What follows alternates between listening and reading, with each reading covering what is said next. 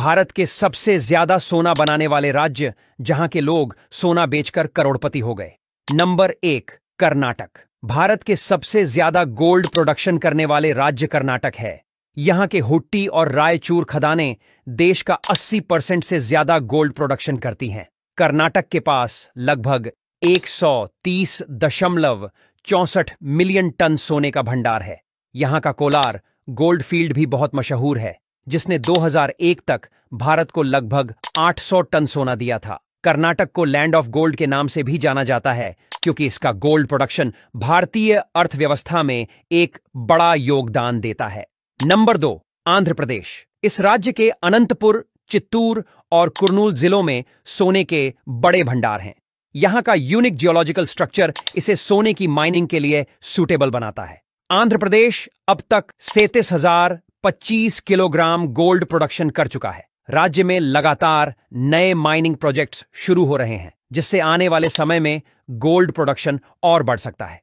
इस राज्य की माइनिंग इंडस्ट्री न सिर्फ सोने बल्कि दूसरे कीमती धातुओं के लिए भी जानी जाती है। नंबर 3, केरल। केरल को हम उसकी नेचुरल ब्यूटी और बैकवाटर्स के लिए जानते हैं, लेकिन यहाँ की कुछ नदियां सोने के भंडार से भी भरपूर हैं। खास तौर पर केरल के मालपुरम और पलक्कड़ जिलों में नदी की रेत से सोने का उत्पादन किया जाता है। इसे अलूवियल गोल्ड कहा जाता है, जो नदी की सैटेलाइट डिपॉजिट्स में पाया जाता है। हालांकि केरल में गोल्ड प्रोडक्शन बहुत ज्यादा नहीं है, लेकिन यहां के माइनिंग सेक्टर में इस दिशा में और काम किया जा रहा है। नंबर 4, हिमाचल प्रदेश। हिमाचल प्रदेश, जिसे हम आमतौर पर उसकी खूबसूरत वादियों के लिए जानते हैं, वहां भी सोने का उत्पादन होता है। यहां सोना मुख्य रूप से नदियों के रेत से निकाला जाता है, खासकर शिमला और बिलासपुर जिलों में। हिमाचल में सोने का उत्पादन भले ही बहुत कम हो, लेकिन यहां की नदियों से निकलने वाला सोना एक अनूठा सोर्स है।